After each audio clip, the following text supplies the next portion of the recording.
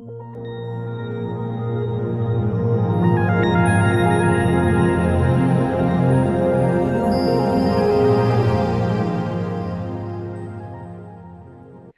pessoal, na noite de hoje nós vamos continuar, né, indo o nosso estudo aqui do livro Obreiros da Vida Eterna. Iniciaremos o estudo do capítulo 15, Aprendendo Sempre.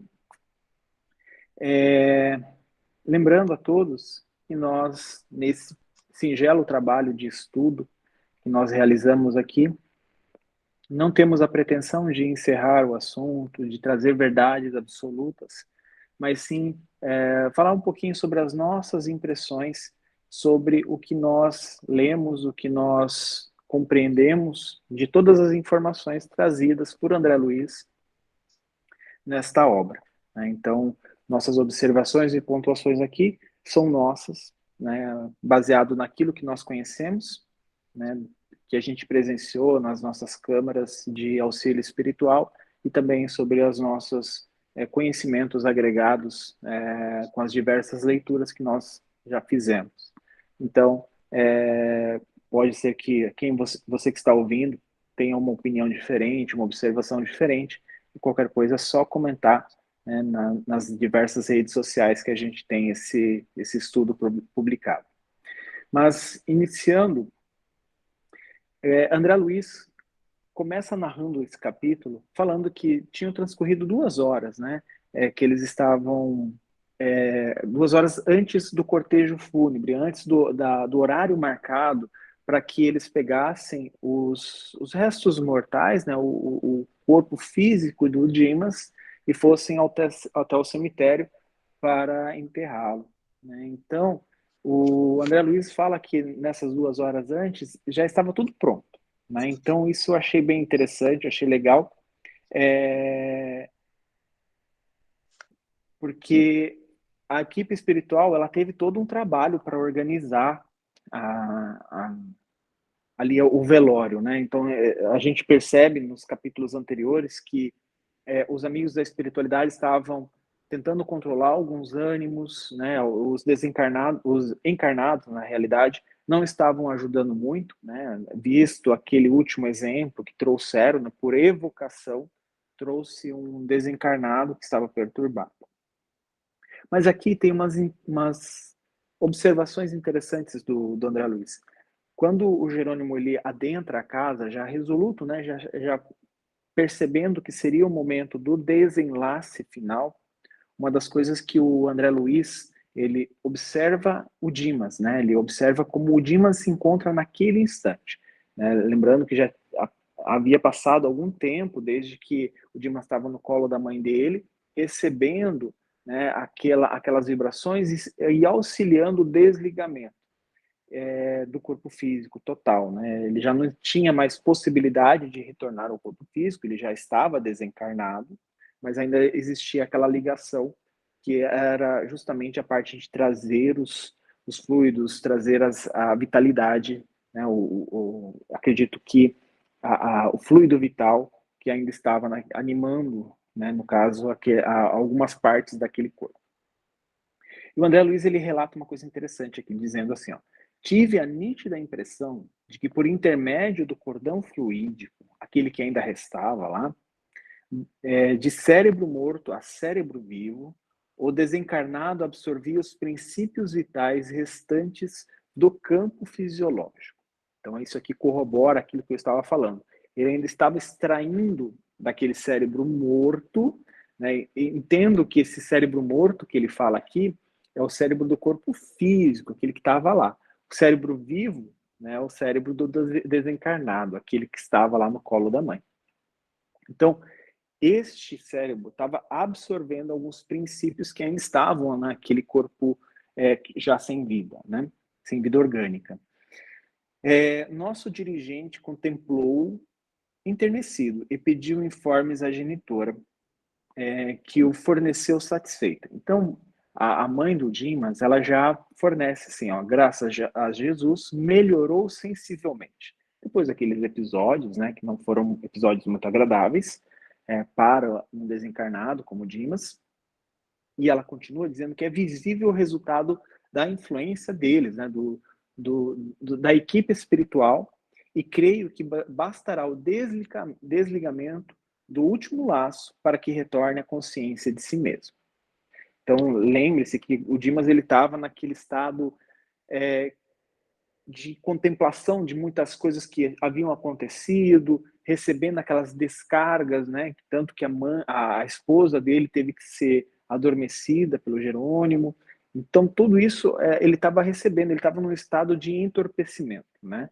E aí agora seria o momento em que ele adquiriria a consciência de si, né? Ele tomaria posse de todas as suas faculdades, já estando no plano, né, dos desencarnados, no plano espiritual. Aí o Jerônimo, ele auscultou, ele examinou o Dimas, e aí cortou o liame final, fez o desligamento, né? Fez o rompimento deste último laço que o prendia. Então isso fez com que André Luiz observasse um quadro muito interessante. Ele fala assim, ó, retirada a derradeira via de intercâmbio, né, que seria esse cordão, o cadáver mostrou sinais quase de imediato de avançada decomposição, né? Eu interpretei que aquela ligação que havia ali, ainda existia um pouco de fluido vital, não o suficiente para sustentar a vida, não o suficiente para fazer alguma coisa nos órgãos, né, os sistemas do nosso amigo, mas ela mantinha uma certa estabilidade, vamos supor, de vida, né? Nós sabemos que ele já havia desencarnado, clinicamente, né, ele já havia desencarnado. O desenlace que ainda estava acontecendo. Então, quando se retira esse contato final, e vocês percebem o tempo, né, que isso aconteceu por muito tempo, esse desenlace, não foi uma coisa fácil, né? Por isso que a gente, hoje em dia, a gente já ensina para os alunos do Educação Mediúnica, né, que não temer o desdobramento, né, não temer essa questão de poder usar essa faculdade, essa mediunidade, né, que nós podemos aproveitar muito bem na Seara do Cristo, e que antigamente existia um mito de que a qualquer momento poderia ser rompido o cordão que fazia essa ligação, né, esse cordão fluídico, por um obsessor, por um espírito zombeteiro, né, que estivesse com raiva ou alguma rixa com o médium. Isso não condiz com a realidade. A gente percebe aqui nesse livro quanto esse desenlace, esse laço, né, quanto esse cordão, ele é poderoso, né, de manter o espírito ligado a essa parte física, né? Então, quando isso acontece, aquele corpo parece que perdeu toda essa ligação, né? Parece, não, ele perdeu toda essa ligação e começa, a observação do André Luiz é interessante, ele começa a se decompor de uma maneira mais avançada. Não que ele não estivesse se decompondo antes, tá? Isso não é isso que ele quis dizer. Estava se decompondo, mas agora, a partir do momento desse desenlace, as coisas começaram a andar mais rápido. Parece que usou um sistema para um catalisador, né, ou algo para acelerar aquilo ali, e na verdade era o contrário. Existia algo ali que retardava, né, essa decomposição, que era a presença, a ligação ainda com o espírito Dimas, né? Uma coisa interessante é que depois, né, a Dimas retornou à consciência, e nesse instante ele estava meio atordoado ainda, e aí a mãe dele começou a passar alguns conselhos para ele, né, algumas orientações que eu acho muito interessante. Até estava comentando com o pessoal antes da gente iniciar a nossa conversa aqui, né, sobre isso. Ela passou algumas informações que muitas vezes nós não sabemos, essas informações não chegaram até nós, a gente leu esse livro por cima, né, sem estudar a fundo, sem perceber essas orientações, e muitas vezes nós esquecemos também. Muitas vezes a gente recebeu essas orientações, mas nós esquecemos. Mas eu grifei algumas delas aqui que eu achei que é importante a gente destacar. Ela fala assim para o Dimas, né? Ouça, a porta pela qual você se comunicava com o plano carnal, é interessante, a porta que você se comunicava, ela não está considerando Dimas corpo, Dimas matéria, ela está considerando Dimas espírito eterno. Né? Então, assim, o corpo seria só uma maneira de manifestação, uma porta de comunicação. É quase como se fosse um fone de ouvido ou uma caixinha de som aqui na Terra, e ao espírito, é ele que se comunica. Né? Essa porta, o corpo somático, cerrou-se com seus olhos físicos. Tenha serenidade, confiança, porque a existência no corpo físico terminou. Ela deixa bem claro, assim, tudo que você fizer agora, entenda que a existência do corpo físico acabou. Este ciclo aqui na matéria terminou. Agora você é um desencarnado, você é um espírito errante, você é um espírito que precisa ter ciência de que é um espírito. Né? Quantas vezes a gente, nas câmaras de auxílio espiritual, né, desobsessão, a gente não recebe espíritos que não têm essa ciência. Nesse próprio capítulo, a gente vai ter mais à frente um caso assim, não tem essa ciência, argumentam não percebendo que realmente desencarnaram. Muitas vezes o dirigente conversa com ele, esclarece que, sim, olha, meu amigo, você já não está mais entre os vivos, né, entre as pessoas aqui na matéria. Você é um espírito, né, você precisa entender isso. E eles se recusam completamente. Então aqui ela já está alertando Dimas disso. Muitas vezes, não, eu preciso voltar, como vai ficar minha família? Isso tudo é coisas que o Dimas já colocou, né? A gente vai seguir aqui, né?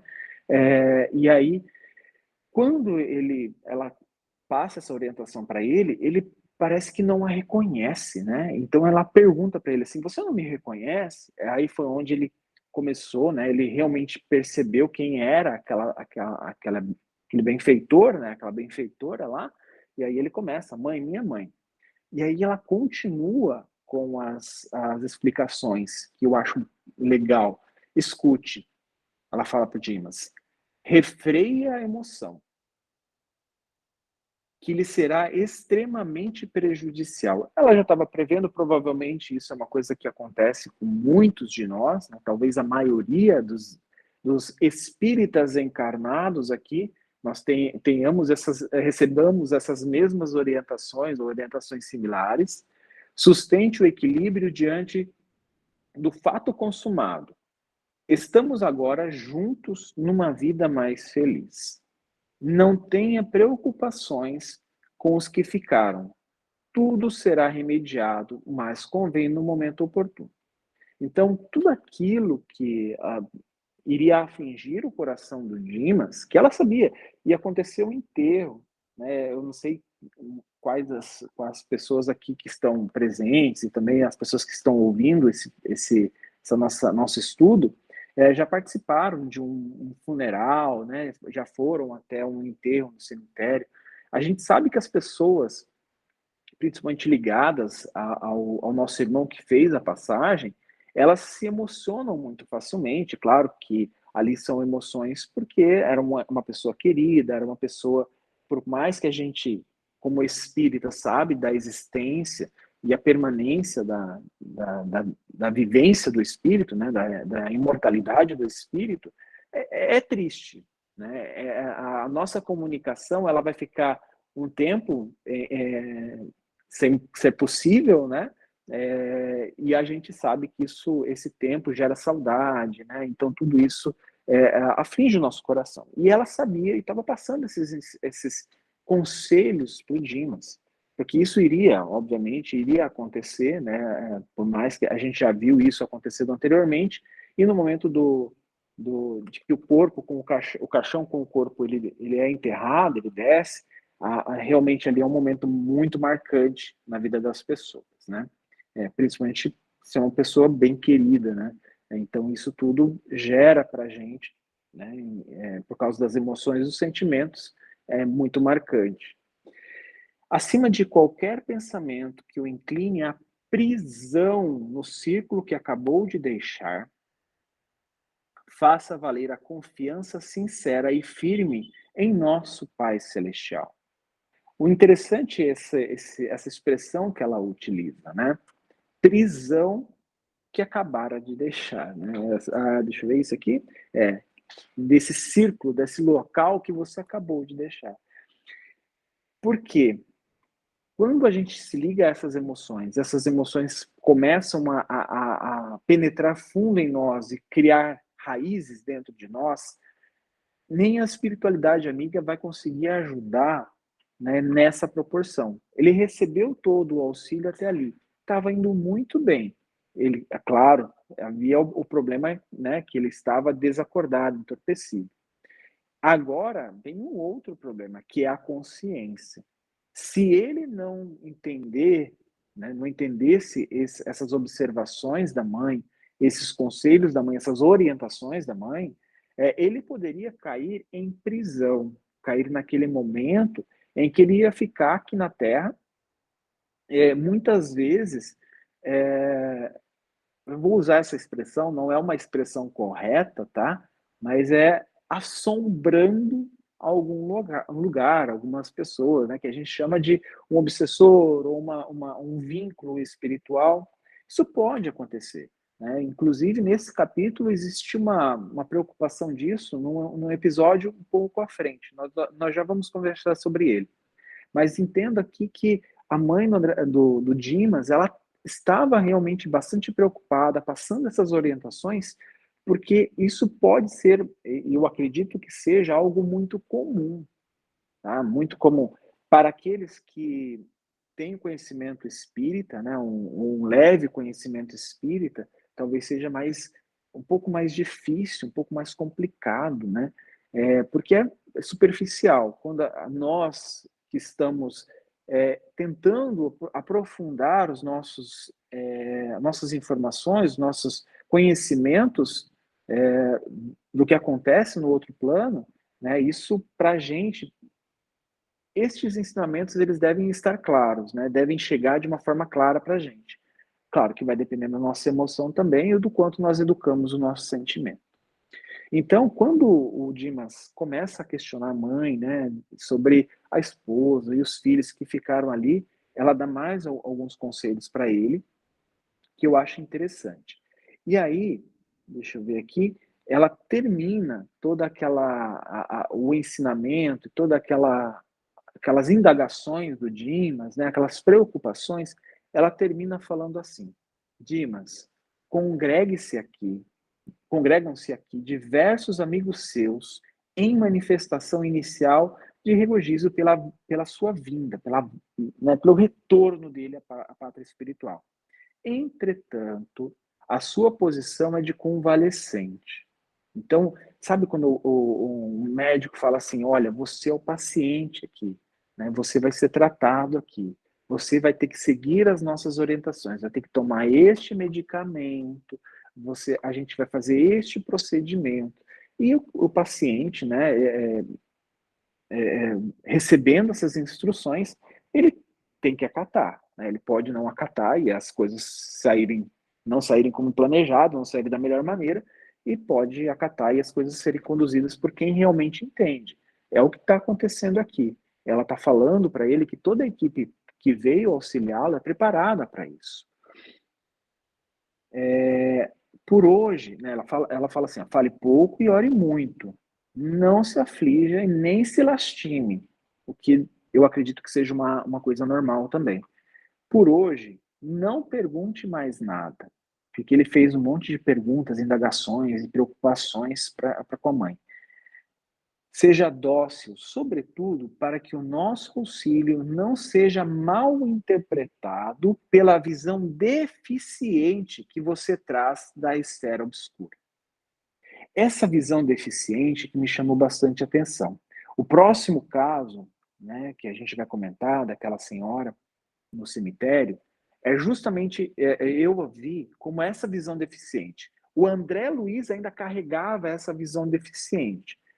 Então, assim, o André Luiz, que já estava um tempo no plano espiritual, auxiliando lá em Nosso Lar, né, em várias excursões, em várias frentes de trabalho, ainda tinha uma visão deficiente, né? E ele falou, e ela deixa claro, essa visão que ele trouxe, né, uma visão infantil, uma visão deficiente que ele trouxe da Terra, né?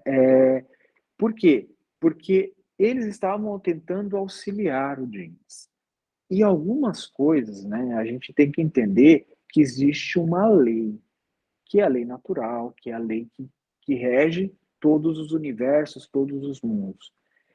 E para aquelas pessoas que têm essa visão da esfera obscura, isso quer dizer, aquelas pessoas, nós, que temos a ligação com o egoísmo, com o orgulho, né, principalmente esses dois, né, o egoísmo e o orgulho, a gente pode interpretar algumas coisas que eles fazem, algumas coisas que eles deixam de fazer, como uma questão assim, mas o plano espiritual não tem que me ajudar? Os amigos da espiritualidade que estão ligados à esfera do Cristo têm que me ajudar. Eles têm que fazer alguma coisa por mim. E aí, mais uma vez, a gente tem que entender que é este o pensamento que muitos assistidos chegam na nossa casa, nas nossas casas espíritas. É dessa forma. A casa espírita tem esse problema aqui, ó. Resolva. Esse problema agora é de vocês. Aconteceu na minha vida, mas agora vocês têm que resolver. Quantas e quantas vezes chegam assim no atendimento fraterno, chegam assim nas nossas câmaras de auxílio espiritual, e a gente, né, muitas vezes consegue orientar o assistido, que é um complemento. Nós vamos trabalhar junto com a espiritualidade, com a equipe, mas a pessoa também tem que se ajudar. E é o que a mãe do Dimas está falando para ele aqui, né? Agora é o momento de você cooperar também. Toda a equipe de profissionais está alinhada, está fazendo, está atuando. Agora é a hora de você fazer a sua parte. Só que muitas pessoas elas não têm esse entendimento, né? Interpretam isso de uma forma equivocada, que é justamente com esse olhar deficiente que a mãe do Dimas coloca aqui. Mais uma coisa que ela falou, né? Tudo que poderia acontecer, e principalmente das pessoas, né? Por alguns episódios que já havia acontecido no velório e agora indo para o enterro, ela coloca uma coisa interessante, que ela deplora os sentimentos negativos a que se reconhece os seus entes amados, aqueles que estão ali na Terra, né?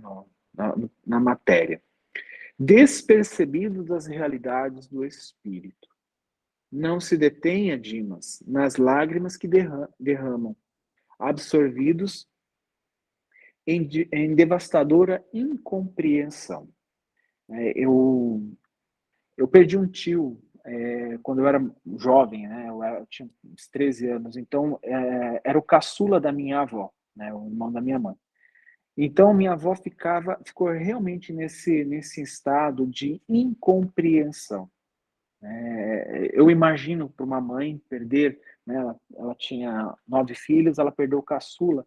Minha avó ficou realmente assim, nesse estado de incompreensão por muitos anos. E eu agora que eu começo a entender o que a mãe do Dimas está falando aqui, né? Essa falta de uma educação espiritual, né? As realidades do espírito dificultam bastante essas questões. Por mais que a minha avó fosse uma religiosa, né? Só que a religião que ela praticava, a religião que ela seguia, era cheia de dogmas e algumas coisas que não ficavam, eram nebulosas, né? Não é como o espiritismo, onde a gente tem algumas questões mais consoladoras, na minha visão, né? Eu acho que o espiritismo ele traz uma visão mais consoladora, principalmente porque a gente entende que nós somos filhos de Deus e um espírito imortal, né? Fomos criados, mas não teremos fim. Então, isso é uma questão que a gente consegue lidar talvez um pouco melhor, pelo menos racionalmente, tá? Emocionalmente, cada um de nós traz a sua bagagem, traz, né, tudo aquilo que compõe os sentimentos e emoções. Mas racionalmente a gente consegue organizar algumas coisas ali. Então é justamente isso que ela estava falando. Ela estava explicando para o Dimas por que tudo aquilo estava acontecendo. Por que aquele show, vou colocar entre aspas, tá? Aquele show que as pessoas fazem muitas vezes no enterro, né, ou no velório. Eu não estou falando show de uma maneira pejorativa, tá, gente? Não é isso. É show porque chama a atenção, tá? Não me entendam mal, porque sempre tem aquela pessoa que realmente sente muito e acaba expressando de uma maneira bem expansiva, né, os seus sentimentos naquele instante. E aí, o André Luiz faz algumas percepções e ele relata aqui no capítulo para a gente. Ele fala assim: ó, notei que Dimas sentia dificuldade para concatenar raciocínios, porque tentou em vão articular uma prece em voz alta. Eu achei muito bonito essa atitude do Dimas, né? Tudo estava acontecendo e ele ali tentou organizar uma prece, mas o André Luiz percebeu que ele não estava conseguindo, né? Eu acredito que existam vários fatores ali, né, que influenciam isso, o fato do desligamento do corpo, e olha que foi um desligamento, né, na minha visão, acompanhando esse caso, foi um desligamento razoavelmente tranquilo, né? Ele estava nos momentos derradeiros com os filhos, com a esposa, estava tendo o acompanhamento da espiritualidade o tempo todo, tinha essa noção espírita, né, espiritista da encarnação, da imortalidade do espírito, e mesmo assim ele ficou ainda, né, com essa dificuldade de conseguir elaborar pensamentos, articular os seus pensamentos e mesmo uma prece. E eu achei isso bem legal, que ele fala que o Jerônimo, quando percebeu isso, né, esse desejo, ele aproximou-se do Dimas, né, do irmão desencarnado ali, é isso? Uhum, insensível, irmão encarnado, e, então presente, tocou-lhe a fronte com a destra luminosa, e o companheiro declarando sentir-se inspirado. Então, naquele momento que o Dimas vai e faz esse toque na fronte deste irmão, eu estou vendo aqui que ele colocou encarnado, gente. Vocês confirmam para mim se foi justamente Dimas? Acho que foi Dimas, né? Que ele falou aqui na parte anterior. Bom, enfim, foi. Que ele tocou a fronte do Dimas, e aí o Dimas foi inspirado, né, quando ele coloca aqui, sobre a influência do orientador espiritual, o companheiro orou sentidamente. Verifiquei que Dimas experimentava imensa consolação graças ao gesto amigo de Jerônimo. Eu gostaria de pontuar isso aqui, eu acho que é uma coisa importante a gente entender, que às vezes a gente vê, né, nos relatos do André Luiz, que os benfeitores vão lá, colocam a mão na mente, né, no chakra frontal, na fronte dos nossos personagens, e eles começam a ter intuição, a fazer uma prece, a elaborar um pensamento, mas aqui a gente percebe que foi uma tentativa do Dimas, e ele, por causa disso, porque ele tinha essa intenção, né, o Jerônimo auxiliou, né, junto com essa orientação, essa influência do Jerônimo. Não que ele dirigiu a prece, mas que ele extraiu, né, do Dimas a prece, quer dizer, extraiu, né, auxiliou o Dimas a orar, né, a colocar para fora aqueles sentimentos. E aí eu acho importante a gente pontuar isso. Existia a vontade de fazer isso, existia a intenção de fazer isso. Né? Não há aqui uma quebra do livre-arbítrio. Às vezes a gente acha que os benfeitores vão quebrar o livre-arbítrio, fazer influenciação, orientação naqueles que não estão abertos a isso. Isso não acontece, tá? Então a gente precisa prestar bastante atenção nisso. Pode falar, Cássia? Ô, Ju, ele diz assim, né, um pouquinho antes, percebendo-lhe o intenso desejo, quer dizer, o Dimas estava lá, né, perturbado com aquela manifestação da família. Aí o Jerônimo, ele se aproxima, né, de um irmão encarnado, ó, Jerônimo aproximou-se Jerônimo desse sensível irmão encarnado, Então, presente, tocou-lhe a fronte com a destra luminosa e o companheiro, declarando sentir-se inspirado, levantou-se e pediu permissão é, para pronunciar breve súplica, no que foi atendido. Sob a influência do orientador, o companheiro orou sentidamente. Verifiquei que Dimas experimentava imensa consolação, graças ao gesto amigo de Jerônimo. Cássio, eu me embananei aqui, vocês me desculpem, né? Foi de um encarnado e Jerônimo se aproximou. Então, eu acho que isso, né, corrobora contra a minha tese aqui, né, gente? Então, mas eu acredito que, como ele colocou sensível aqui, era aquele que estava apto, né, a receber aquelas orientações e influenciações de Jerônimo, tá? Vocês me desculpem pelo É que erro no aqui. capítulo anterior, inclusive no que eu fiz, ele fez isso com o Dimas. Ele tocou o Dimas, inspirando o Dimas para que o Dimas orasse, mas ele não orou pelo Dimas. Ele só fez com que o Dimas se sensibilizasse e buscasse elevar o pensamento. Foi onde o Dimas até orou a Maria, né? E pedindo que gostaria de ter tido a mãe dele ali também. Foi quando a mãe dele se aproximou. Então, você não está errado. Só misturou as coisas aí. Complementando aqui também, Dimas, ele tentava fazer quando ele uma prece, mas ele não conseguia organizar os pensamentos e nem verbalizar. Então, a atitude de Jerônimo viu que esse amigo, esse encarnado, estava com essa vontade de fazer essa prece, e aí ele utilizou o encarnado para que também Dimas, nessa tentativa que não conseguia ainda, se beneficiasse com a prece. Então, acho que essa foi a confusão. Os dois queriam fazer a prece, o encarnado e o desencarnado, e ninguém estava conseguindo. E aí Jerônimo magnetizou o encarnado. Valeu, gente. Obrigado por me esclarecer aqui. E eu estou igual o Dimas, né? Não estou conseguindo concatenar os pensamentos aqui de forma organizada, não. Mas vamos lá. E aí o comboio ele saiu, né, da parte onde ele estava sendo velado e seguiu para o cemitério. Chegando no cemitério, umas observações importantes. Haviam, né, como a gente já poderia imaginar, haviam vários espíritos lá, né, vários irmãos nossos que estavam lá, claro, com intenções menos dignas, né, alguns aproveitadores, né, que a gente conhece em nossas reuniões e estudos espíritas como vampirizadores, né, ou vampiros, e um deles, quando eles estavam passando, um deles falou assim, não adianta, é protegido.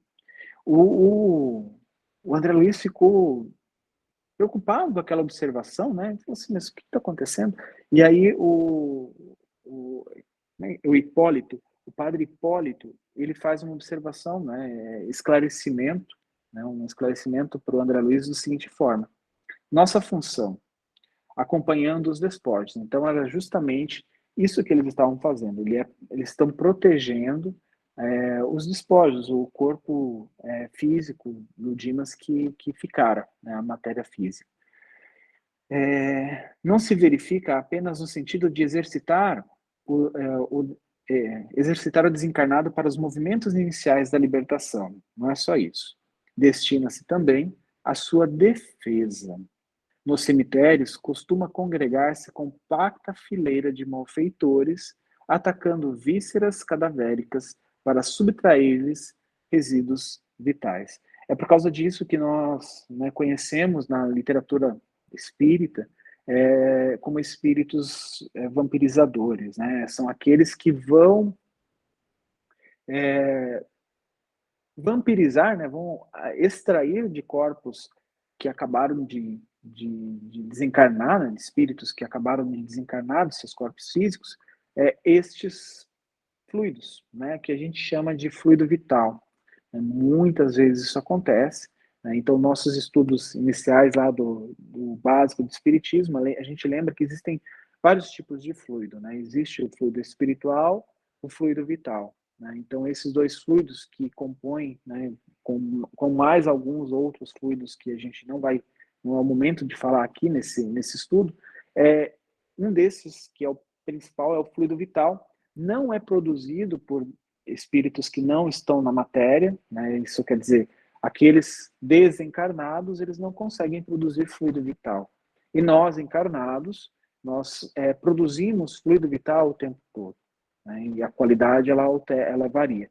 Mas muitos espíritos, eles utilizam deste fluido vital, né? Então, existem vampirizadores que eu acredito que sejam uma maneira mais fácil de obter, vampirizando um corpo já sem espírito, né, que acabara de desencarnar, que ainda possui muito desse fluido vital, mas que não é protegido, como o nosso amigo Dimas aqui. E existem aqueles também que vampirizam espíritos ainda encarnados, né, o corpo físico de espíritos ainda encarnados, que a gente chama de obsessores, né, que são espíritos que estão ali e aquilo está fazendo um mal muito grande ao assistido que sofre esse tipo de assédio, né. E o Dimas, ele continua explicando, né, ele fala assim, como você não ignora, as igrejas dogmáticas da crosta terrena possuem erradas noções acerca do diabo, mas, inegavelmente, os diabos, né, no plural aqui, existem. Somos nós mesmos, quando, desviados dos divinos desígnios, pervertemos o coração e a inteligência na satisfação de criminosos caprichos. Então, o que o padre Hipólito está falando aqui, né, a gente já observou isso em algumas obras do André Luiz, é que isso acontece justamente para que estes espíritos, né, que estão desencarnados, estão querendo vampirizar, eles tenham a saciedade de alguns dos seus prazeres esses que eles eram ligados na Terra ainda, né? Então, seus vícios, né, de diversas matizes, no plano espiritual é um pouco mais difícil ele conseguir essa satisfação, se conseguir essa substância. Então é por isso que eles normalmente vampirizam esses corpos já inertes, né? E aí, depois que eles adentraram o cemitério, né? E o André Luiz relata que logo após, ante os meus olhos atônitos, Jerônimo inclinou-se piedosamente sobre o cadáver que estava sendo baixado, que estava começando a ser enterrado naquele instante, no ataúde momentaneamente aberto antes da inumação, e com passes magnéticos longitudinais extraiu todos os resíduos de vitalidade, dispersando-os. Isso eu achei interessante, né? Então, assim, o Dimas, ele ficou naquele estado, extraiu muito, né, dos fluidos de vitalidade, né, justamente para que já desgastasse aquilo e fosse absorvido por ele, para que o corpo dele já não tivesse mais nada, mas ainda restava alguns fluidos lá. E aí o Dimas utiliza dos dispersivos magnéticos, né? Para a gente é mais comum isso, né? Porque nossas câmaras, nossa casa espírita é muito ligada aos passes longitudinais, os passes que a gente chama muitas vezes de ligados ao magnetismo, né? Então, estes passes dispersivos que nós utilizamos com um intuito muito similar na casa espírita, né? Ele tirou todos os resíduos de fluidos que ainda haviam no corpo. E aquilo foi tirado e dispersado na atmosfera, né? Não permitindo que ficasse ali para que o corpo dele não fosse vampirizado, né? Isso é interessante. E na casa espírita, os nossos passes, muitos eles têm essa intenção, não de desencarnar ninguém, né? Mas simplesmente de retirar esses excessos, esses acúmulos, né?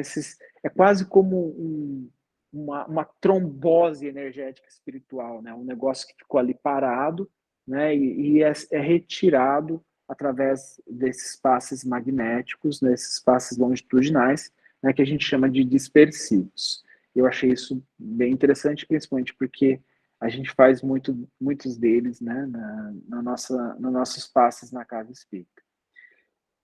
E aí, André Luiz estava ali observando, né, o corpo de Dimas já havia começando os preparativos para o enterro de fato. Ele percebe um espírito, né, uma senhora sentada sobre um monte ali, né?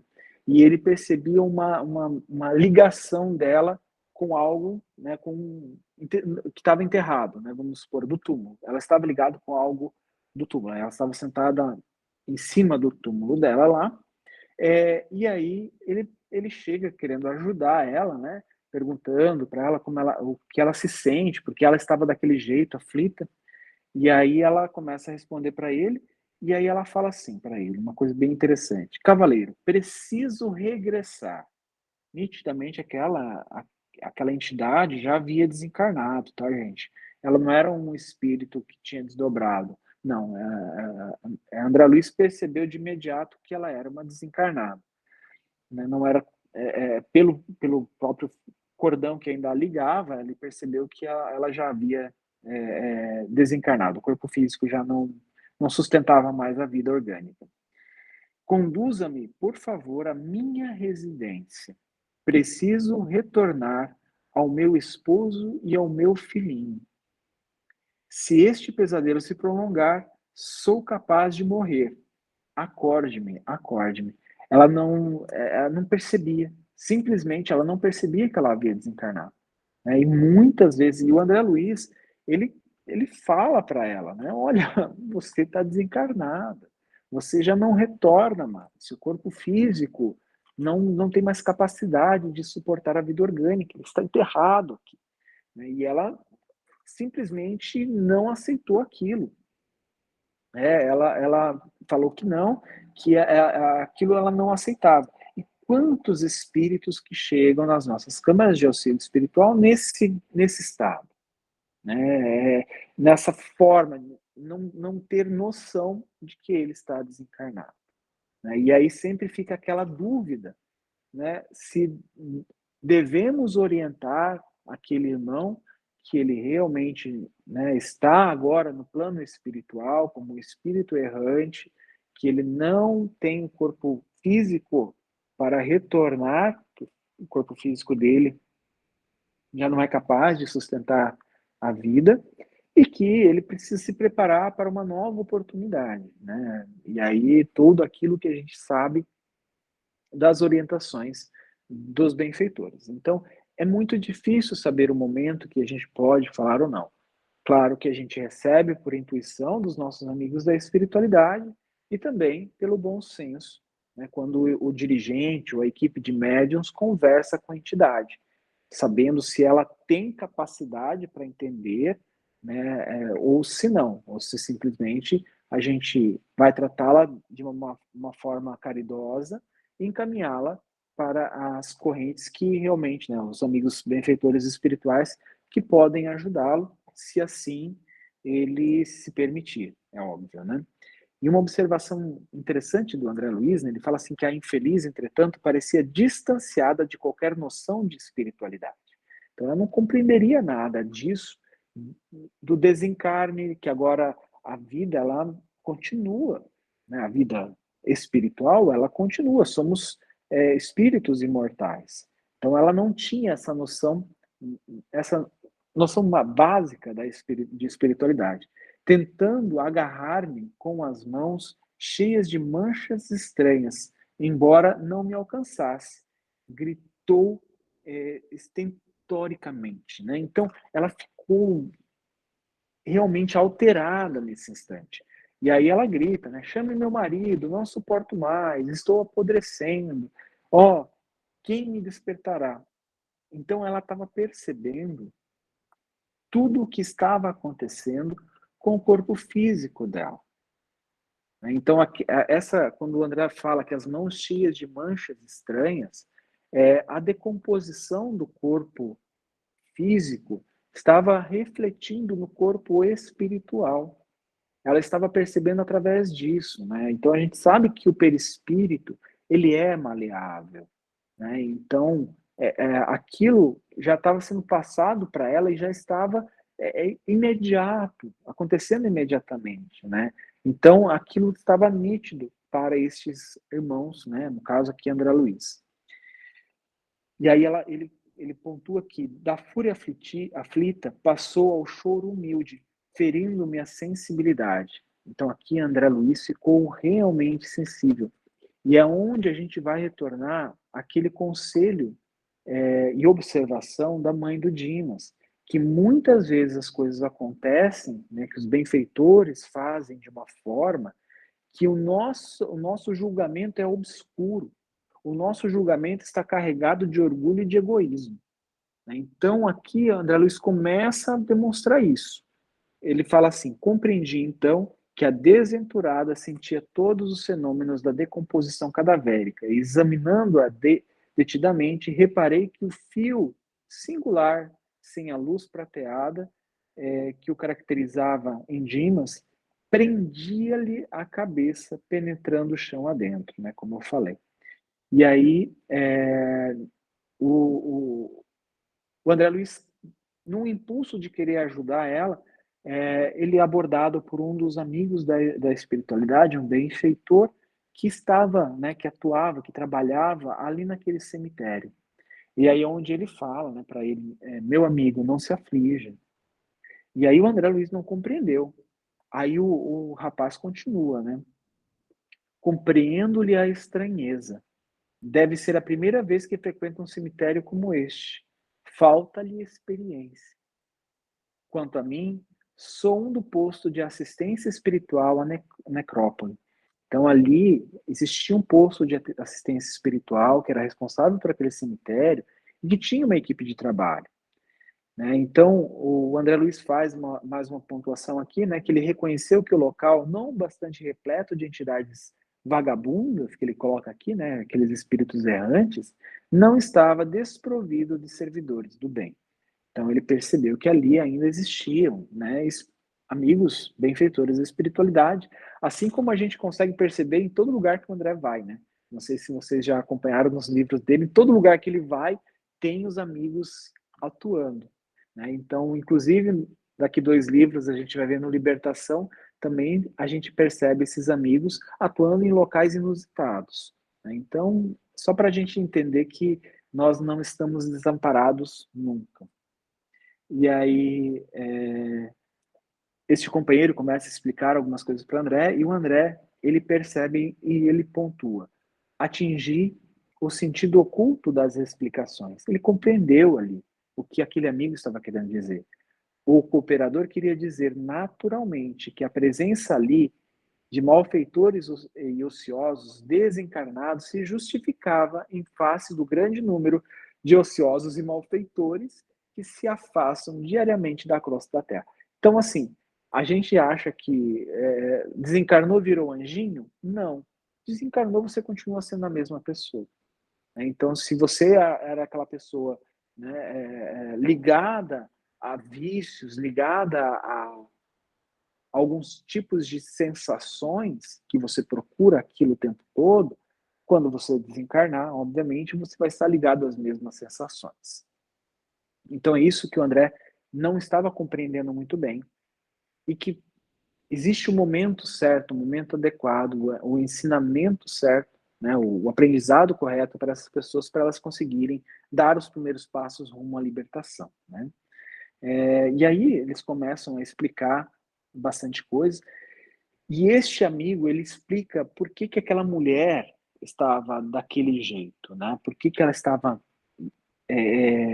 ali ainda, e por que que o André Luiz chega a questionar por que que não fazem o desligamento, né? Cortam, como o Jerônimo fez com o cordão do Dimas, porque ela ainda estava ligada a ele. E ele explica, esse benfeitor, ele explica o que essa mulher já tinha feito, né? Então, ela nunca teve uma ligação de respeito para com seu corpo físico, ela nunca teve uma espiritualização, nunca seguiu muito as normas né, a lei natural, né, são leis morais, ela nunca seguiu muito isso, e no momento da gravidez ela também não seguiu. Quando foi ter foi ter o bebê, né, no parto, ela acabou, parece que ela acabou desencarnando. Aí o bebê e o marido voltaram para casa e era ali que ela precisava ficar, porque ela iria perturbar muito aquele lar, né? Pode falar, Rita. Ju, eu acho interessante destacar que André Luiz, ele não fala aqui para gente que o problema dessa senhora, né, era um problema que ela não teve uma educação religiosa, que falasse sobre a existência na vida após, né, a passagem aqui na Terra. Ele deixa bem claro que o problema era uma falta de espiritualidade. Quando a gente pensa em espiritualidade, principalmente nós espíritas, às vezes a gente faz um pouquinho de confusão com relação ao significado, né, do que é ter uma espiritualidade.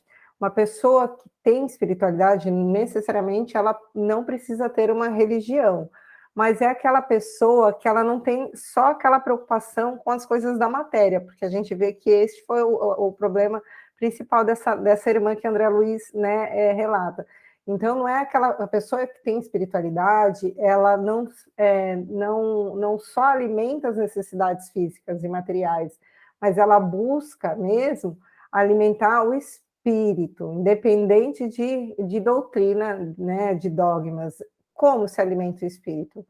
Vivendo para o bem, melhorando, sendo uma pessoa boa, trabalhando para, né, para que você se aprimore. Então, acho que esse ponto é bem importante para que fique bem claro para a gente que André Luiz aqui não está levantando bandeira nenhuma, mas só mostrando para a gente, como ele relatou nos 5 que a gente acompanhou, né, a assistência dos 5 irmãos que a gente vai relatar, é justamente a preocupação em buscar o caminho do bem. E como isso? Só indo atrás de conquistar virtudes morais.